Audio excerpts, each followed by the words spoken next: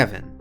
A Kevin is someone who consistently or greatly shows a lack of intelligence through incompetence of social and societal norms, or is purposefully antagonistic in their poor decision making. Welcome to my first Stories About Kevin episode, where today I'll be reading 2 posts about the same preposterously stupid and oblivious Kevin, so buckle up, they are some pretty big posts. Kevin compared himself to African slaves and called me a racist for selling him cheap vape liquid. So, this story is about my former friend Kevin. I met him through school for people between 18 to 35 years of age when I wanted to become a sound engineer. This is very important later in the story. Kevin liked music and was actually a decent singer, but lacked any form of self-awareness and couldn't take any constructive criticism whatsoever. With that being said, let's start from the beginning. When I first started at this school to become a sound engineer, we all sat down and said hello to each other and told a bit about ourselves, etc. Then our music teacher asked us if we did anything fun during summer vacation. Kevin was very eager to say something, so our teacher let him start. He said he went to Germany with his family and bought a ton of very cheap cigarettes. Our teacher asked him, well, how cheap? Kevin almost yelled out, €10 per pack. Most of us laughed a bit and asked him if he knew what the exchange rate was. Kevin sat dumbfounded and asked, what's that? My teacher then asked, do you know what exchange rate means? Kevin of course said no. He was then told about currency and what exchange rate is. The following conversation went more or less like this. But the pack said 10. Yes, but it was another currency. You paid almost double the price. But the pack said 10. How was that more than 40? Because euros are a different currency than our own. But it said 10. I don't understand. What? Fast forward 6 months. Every December, our school set up a Christmas theatre play for kindergartners to enjoy during the first week of that month. Totally free, made the kids happy, lets our musicians and sound engineers get some practice in. It's a fun week, honestly. Anyway, we practiced this stuff from October until the week of the live shows. Kevin always wanted to be the lead actor, which means Santa.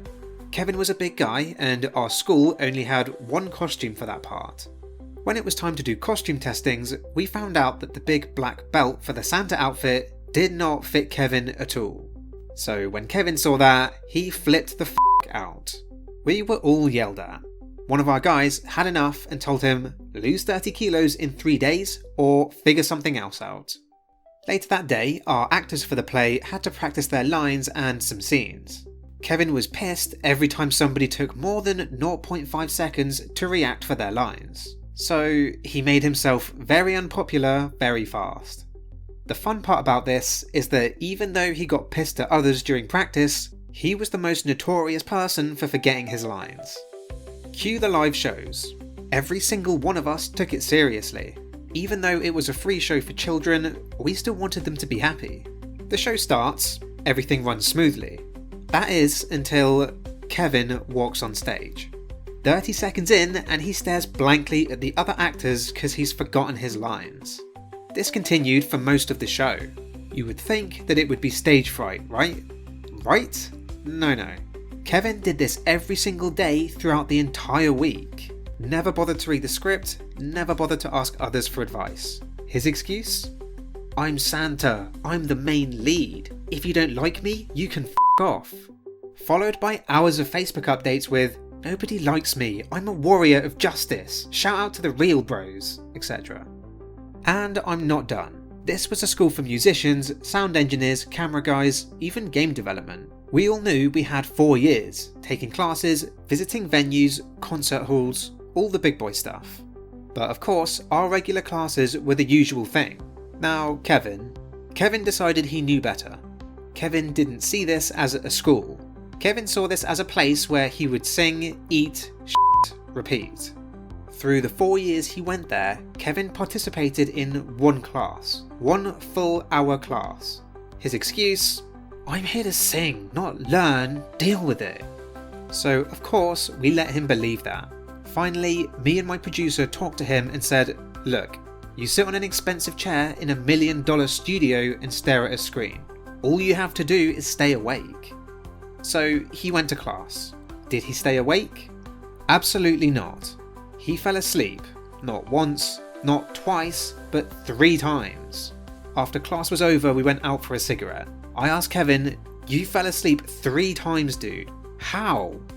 His answer almost made me slap him in the face. This waste of air looked me in the eyes and said, "The teachers don't have to be so hard on us. We are students, not African slaves." I asked him if he was serious, and he said he was, so I simply walked away. Later that day, we had a big discussion about him thinking he could compare himself to African slaves. This turned into a big fight where Kevin dragged the entire school into it. Nobody sided with Kevin's slave theory, so he got the upper management to get a meeting with Kevin, me, and 2 others.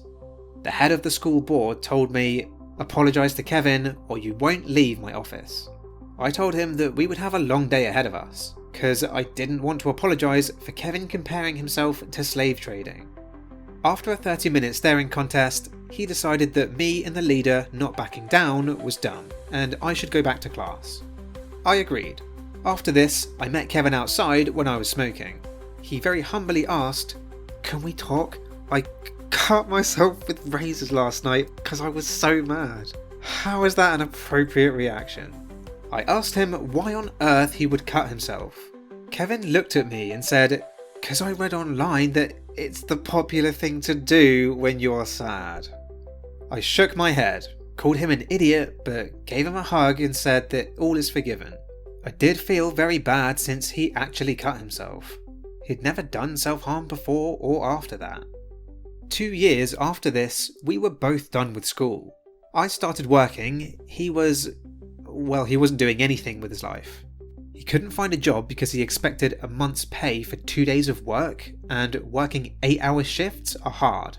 He showed up for job interviews in sweatpants, with long greasy hair that he never combed, and he rarely showered either.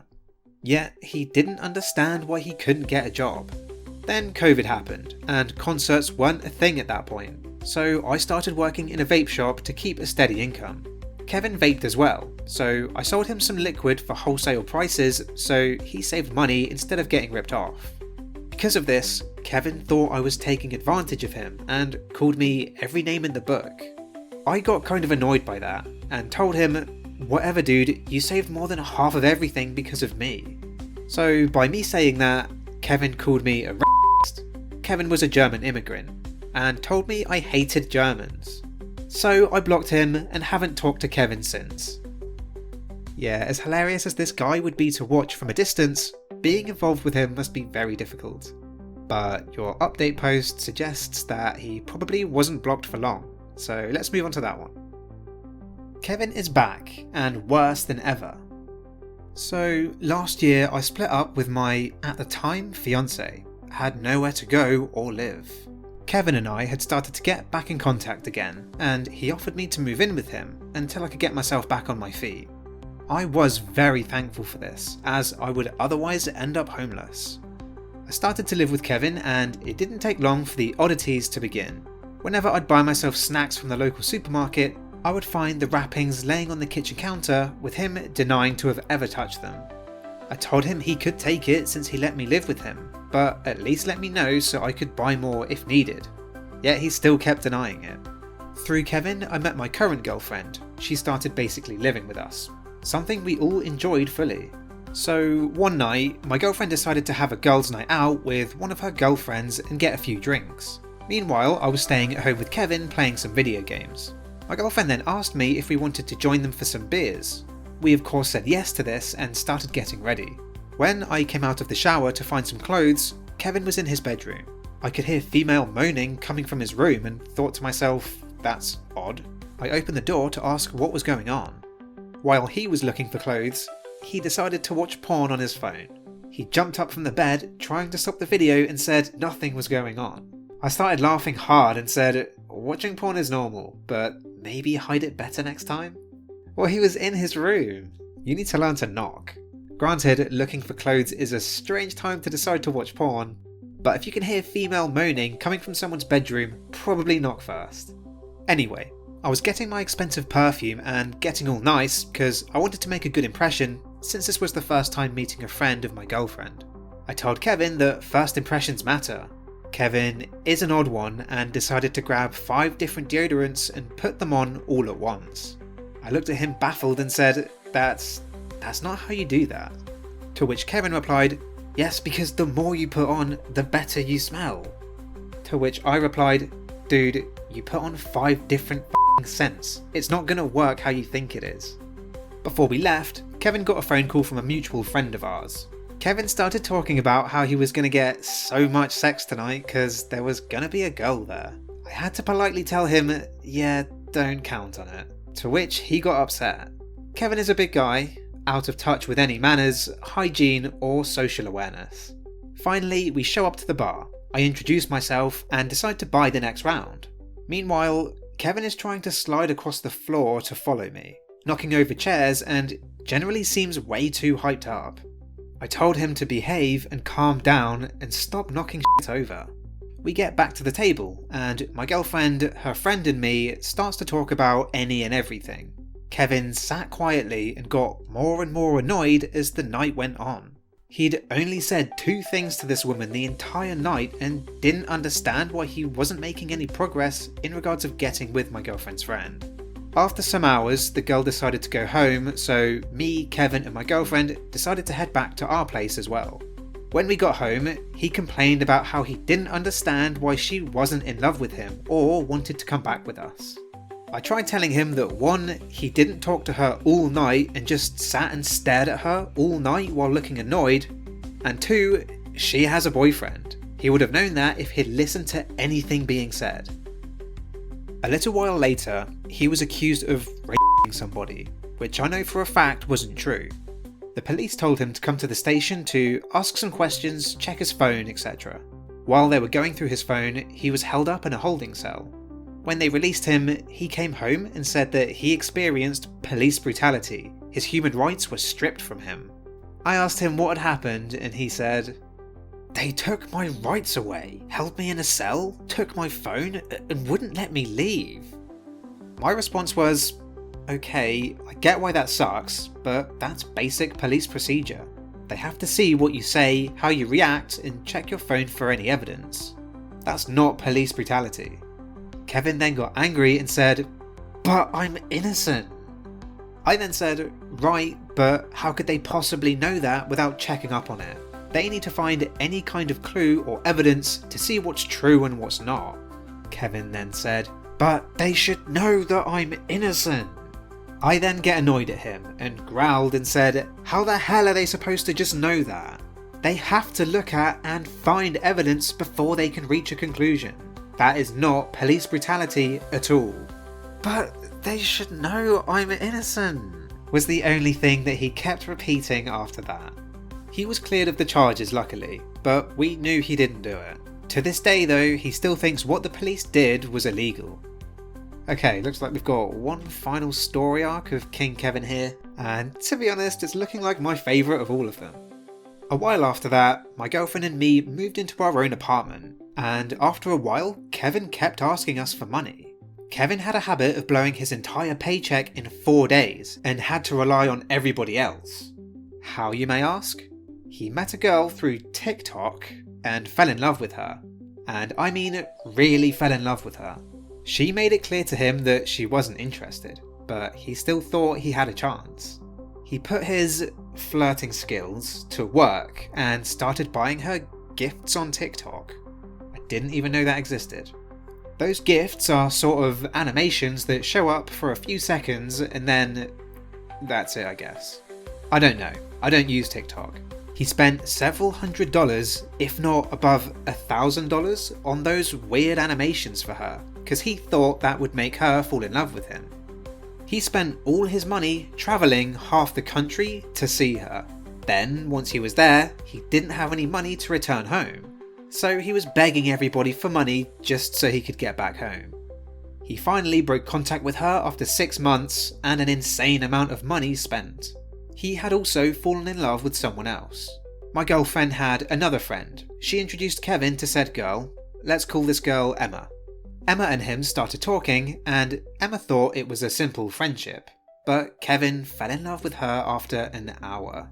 The day after Kevin started talking to her, me and Kevin were playing video games together. He kept being distracted by the phone and we kept losing because he couldn't stop looking over their conversation on Messenger. It got so bad that right after he sent her a message, he kept whispering, "Respond, respond, respond, respond." Oh God, that's terrible. Over and over again. Let me make it perfectly clear. Kevin had just sent the message. She literally didn't get half a second to respond, let alone read his message. She quickly got tired of him and she said she just wanted some alone time and wouldn't be on her phone for the rest of the day. This didn't sit well with Kevin. The following messages read like this: "Do you want to talk tonight then?" But it already is tonight. "Yes, but then we could say we just talked until a specific time." "I just want some alone time." Kevin didn't understand what he did wrong. He still doesn't to this day. Kevin has been single for years, and the slightest form of contact with a woman he takes as flirting. I'm sure there's a Kevina equally as oblivious and vacant out there waiting for him somewhere. Thank you for listening. If you have a story about a Kevin that you want to share, please leave a comment. Otherwise, like and subscribe, and I'll see you in the next video.